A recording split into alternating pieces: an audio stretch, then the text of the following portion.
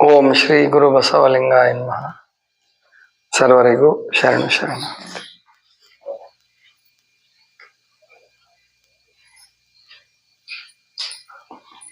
ಬೆಂದುದನು ಬಿತ್ತಿ ಬೆಳೆ ಒಂದಿರನು ನಾ ಕಾಣೆ. ಬೆಂದುದನು ಬಿತ್ತಿ ಬೆಳೆದುಂಬ ದಾಸೋಹಿ ಇಂದುಧರನಕ್ಕೂ ಸರ್ವಜ್ಞ.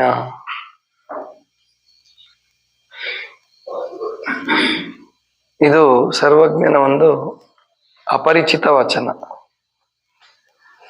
ದಾಸೋಹ ಅನ್ನುವಂತಹದ್ದು ಬಸವ ಧರ್ಮದ ಜೀವಾಳ.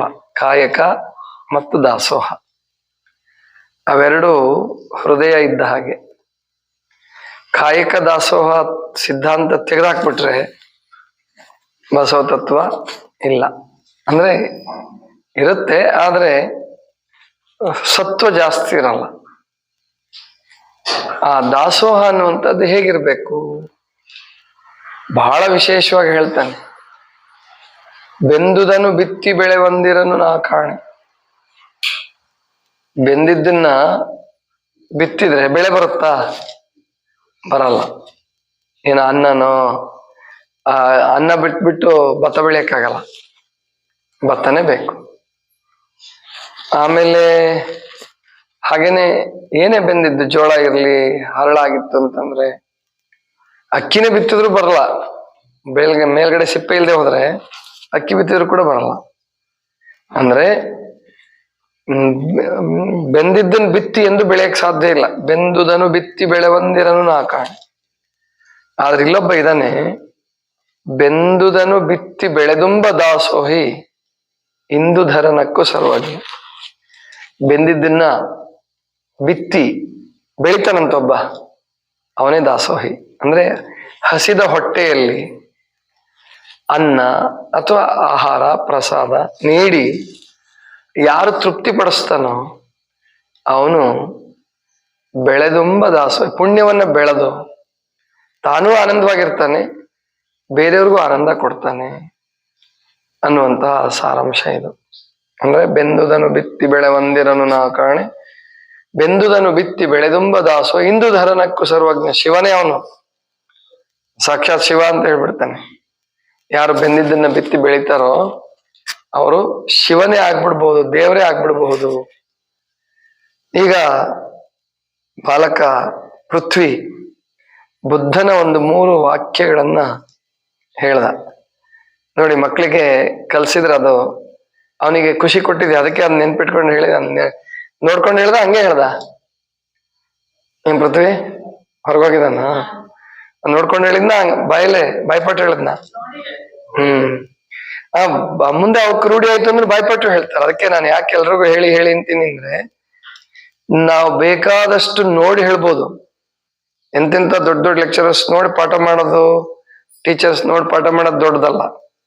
ಅವ್ರ ಬಾಯಲ್ಲಿ ಏನು ಉಳಿದಿರುತ್ತೋ ಅದು ಮಾತ್ರ ಬಹಳ ಮುಖ್ಯ. ಅದಕ್ಕೆ ಬಾಯ್ಪಾಠ ಅಂತಾನೆ ಹೇಳ್ತಾರೆ, ಬೈ ಹಾರ್ಟ್ ಅಂತ ಅವ್ರು ಇಂಗ್ಲಿಷ್ನವ್ರು ಹೇಳಿದ್ರೆ. ಬಾಯ್ಪಾಠ ಮಾಡೋದು, ನೆನ್ಪಿಟ್ಕೊಳ್ಳೋದು.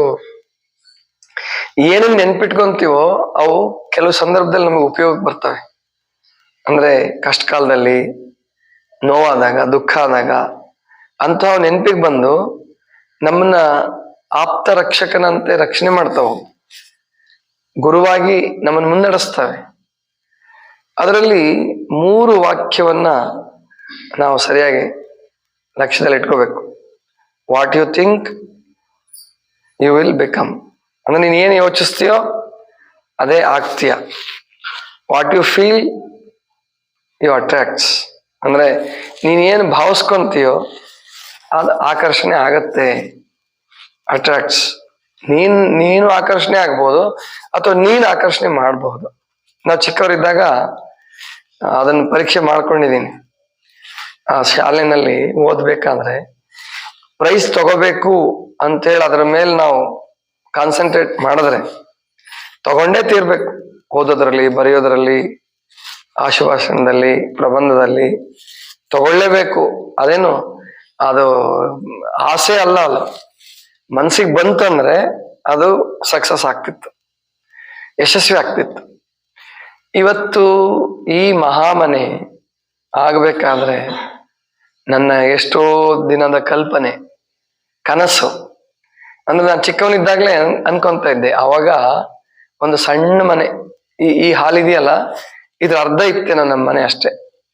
ಈ ಹಾಲಿನ ಅರ್ಧ ಅಡಿಗೆ ಮನೆ ಮತ್ತು ನಡುಮನೆ ಎಲ್ಲ ಸೇರಿ ಅಷ್ಟೇ ಸಣ್ಣ ಮನೆ. ಅದ್ರಲ್ಲಿ ಕೂತ್ಕೊಂಡು ಯಾವಾಗ್ಲಾದ್ರೂ ಕಲ್ಪಿಸ್ಕೊಳ್ತಾ ಇದ್ದೆ, ತೆಂಗಿನ ತೋಟದ ನಡುವೆ. ನಮ್ಮಲ್ಲಿ ಹಾಸನ ಜಿಲ್ಲೆ ಆದ್ರೂ ಕೂಡ ನಮ್ಮಲ್ಲಿ ತೆಂಗಿನ ಮರ ಇರ್ಲಿಲ್ಲ. ಒಂದ್ ಗದ್ದೆ ಇತ್ತು, ಒಂದ್ ಸಣ್ಣದು, ಒಂದು 1/4 ಎಕರೆ ಏನೋ. ಆ ತೆಂಗಿನ ಮರ ಹಾಕಿರ್ಲಿಲ್ಲ, ಆಮೇಲೆ ಹಾಕಿದ್ರು. ಮೊದ್ಲು ಇರ್ಲಿಲ್ಲ.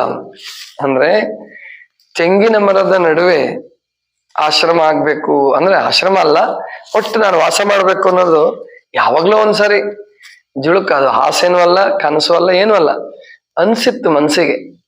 ಅದು ಇವತ್ತು ನಿಜ ಆಗಿದೆ. ಅಂದ್ರೆ ಈಗ ಒಂದು 15 ವರ್ಷದಿಂದ, ಅಥವಾ ಈ ಆಶ್ರಮ ಕಟ್ಟಕ್ ಮುಂಚೆನೆ ನಾವು ತೆಂಗಿನ ಗಿಡ ಹಾಕಿದ್ವಿ. ಮೊದಲು ತೆಂಗಿನ ಗಿಡನೇ ಹಾಕಿದ್ದು, ಆಮೇಲೆ ಮಹಾಮನೆ ಕಟ್ಟಕ್ ಶುರು ಮಾಡಿದ್ದು. ಅದು ಇವಾಗ ನೋಡಿ ಎಷ್ಟು ದೊಡ್ಡದಾಗಿ ಬೆಳೆದು, ಎಷ್ಟು ನೆರಳು, ಎಷ್ಟು ಒಳ್ಳೆ ಗಾಳಿ, ಎಷ್ಟು ಸಂತೋಷ ಕೊಡುತ್ತಲ್ವಾ. ಹಾಗೇನೆ ನಾವು ಕಲ್ಪನೆ, ಇಮ್ಯಾಜಿನೇಷನ್ ಅನ್ನೋದು ಪ್ರತಿಯೊಬ್ಬರಲ್ಲೂ ಇರ್ತದ. ವಿಕಲ್ಪ ಅಂತ ಒಂದು ವೃತ್ತಿ ಇದೆ. ಹೇಗೆ ನಿದ್ರೆ ವೃತ್ತಿ ಇದೆಯೋ, ಚಿತ್ತವೃತ್ತಿನೋ, ಹಾಗೆ ವಿಕಲ್ಪ, ವಿಪರ್ಯಯ ಅಂತಂದ್ರೆ ಹಗಲುಗನಸು ಕಾಣೋದು. ವಿಕಲ್ಪ ಅಂತಂದ್ರೆ ಏನು ಇರಲ್ಲ, ಆದ್ರೂ ಇದ್ದಂಗೆ ಕಲ್ಪಿಸ್ಕೊಳ್ಳೋದು. ಹೀಗೆ ಇವೆಲ್ಲ ಏನಿದೆ ಮನಸ್ಸಿನಲ್ಲಿ ಇರ್ತಕ್ಕಂಥ ಚಿತ್ತವೃತ್ತಿಗಳೇ. ತಪಸ್ ಮಾಡೋರು, ಅವ್ರು ಧ್ಯಾನ ಮಾಡೋರು ಕೂಡ, ಈ ಬುದ್ಧ ಏನೋ ಒಂದೇ ದಿವಸಕ್ಕೆ ಬುದ್ಧ ಆಗ್ಲಿಲ್ಲ. ಸಿದ್ಧಾರ್ಥ ಎಷ್ಟೋ ಗಂಟೆಗಳು, ಎಷ್ಟೋ ದಿನಗಳು ಇಂತಹ ಕಲ್ಪನೆಯಲ್ಲಿ, ಮಿಥ್ಯ ರೂಪ, ಅತದ್ರೂಪ, ಮಿಥ್ಯ, ವಸ್ತು ಶೂನ್ಯ, ಇವೆಲ್ಲ ಏನು ಇರಲ್ಲ, ಆದ್ರೆ ಕಲ್ಪಿಸ್ಕೊಳ್ತಕ್ಕಂಥದ್ದು. ಇದನ್ನ ನಾವು ಮಾಡದೇ ಇರೋದು. ಈಗಿನ ಕಾಲದಲ್ಲಿ ಬಹಳ ಜನ ಇದನ್ನ ಮಾಡಕ್ ಬರಲ್ಲ. ಅಂದ್ರೆ ಚಿಂತೆ ಮಾಡ್ತಾರೆ. ಚಿಂತೆ ಮಾಡೋದು ಬೇರೆ, ಚಿಂತೆ ಅನ್ನುವಂಥದ್ದು ಅಷ್ಟೇನೆ. ಅದು ನೀವು ಎಷ್ಟೇ ಗಳಿಸಿದ್ರು, ಎಷ್ಟೇ ಬಳಸಿದ್ರು, ಏನೇ ಸಾಧಿಸಿದ್ರು ಕೂಡ ಚಿಂತೆ ಮಾಡೋ ಗುಣ ಇದ್ರೆ ನೀವೇನು ಮಾಡಕ್ಕಾಗಲ್ಲ. ಸಮಸ್ಯೆಗಳೆಲ್ರಿಗೂ ಇದ್ದೇ ಇರುತ್ತೆ. ಆದ್ರೆ ಚಿಂತೆ ಬದಲು ಹೊಸ ಹೊಸ ಪರಿಕಲ್ಪನೆಯನ್ನು ಮಾಡೋದಿದೆಯಲ್ಲ, ಅದು ಬಹಳ ಶ್ರೇಷ್ಠವಾದದ್ದು. ಅದು ಇವತ್ತಲ್ಲ ನಾಳೆ ಈಡೇರ್ಬೋದು. ಅದು ತಿರುಕನ ಕನಸು ಅಂತ ಒಂದು ಗೊತ್ತಿದೆಯಲ್ಲ ಕಥೆ ನಿಮ್ಗೆಲ್ಲ. ಅವನು ಭಿಕ್ಷುಕ ಭಿಕ್ಷೆ ಬೇಡ್ಕೊಂಬಂದ್ಬಿಟ್ಟು ಅವನು ಚೆನ್ನಾಗಿ ಹೊಟ್ಟೆ ತುಂಬ ಊಟ ಮಾಡಿ ಮಧ್ಯಾಹ್ನ ಮುರುಕು ಧರ್ಮಶಾಲೆಯಲ್ಲಿ ಮಲ್ಕೊಂಡ್ಬಿಟ್ಟಿದ್ದಾನೆ.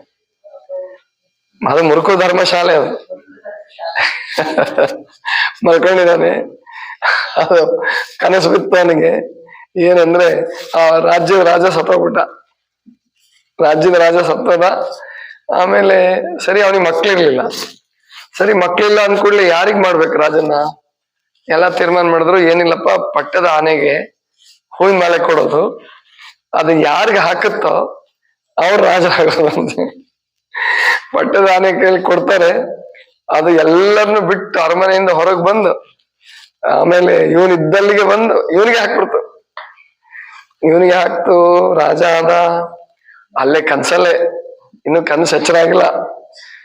ಆಮೇಲೆ ಮದುವೆನೂ ಆಯ್ತು ಇವನಿಗೆ, ಮಕ್ಕಳು ಆದ್ರು. ಯಾರ ಮೇಲೆ ಸಿಟ್ಟು ಬಂತಂತೆ, ಕಾಲ್ ಜಾಡಿಸ್ದ, ಎಚ್ಚರ ಆಯ್ತು ಅವನಿಗೆ. ಅವನು ಆ ಬೇಡ್ತಿದ್ನಲ್ಲ ಕಪ್ರ ಅಂತಾರ ಅದಕ್ಕೆ, ಈ ಮಣ್ಣಿನ ಪಾತ್ರೆ, ಅದು ಹೊಡೆದೋಗ್ಬಿಟ್ಟಿರುತ್ತೆ ಒದ್ದು. ಅಂದ್ರೆ ಇದ್ದಿದ್ದೊಂದು ಮಣ್ಣಿನ ಪಾತ್ರನು ಹೊಡೆದೋಗ್ಬಿಟ್ಟಿರುತ್ತೆ. ಇದು ತಿರುಕನ ಕನಸು ಅಂತ ಅವ್ರ ಷಡಕ್ಷರಿಗಳು ಬರ್ದಿದ್ದಾರೆ, ತುಂಬಾ ಚೆನ್ನಾಗಿ ಬರ್ದಿದ್ದಾರೆ. ಅವ್ರ ಸ್ವಾನುಭವ ಕೂಡ ಅದು. ಅವರು ಆತರ ಕನಸು ಕಂಡಿರ್ಬೋದು, ಯಾಕಂದ್ರೆ ಅವರೊಬ್ಬ ಸಾಧಕರು, ಸನ್ಯಾಸಿಗಳು. ಹೀಗೆ ಅವರು ಭಿಕ್ಷೆ ಬೇಡ್ತಿದ್ರು, ವಿರಕ್ತರು, ಅಧ್ಯಯನ ಮಾಡ್ತಿದ್ರು, ಧ್ಯಾನ ಮಾಡ್ತಿದ್ರು, ಇವೆಲ್ಲ ಮಾಡ್ತಿದ್ರು. ಧ್ಯಾನ ಮಾಡ್ಬೇಕಾದ್ರೆ ಇಂತಹ ಅನೇಕ ಸುಂದರ ಕಲ್ಪನೆಗಳು ಬರ್ತವೆ. ಆವಾಗ ಬೇಜಾರು ಮಾಡ್ಕೊಳ್ಳೋ ಅಗತ್ಯ ಇಲ್ಲ.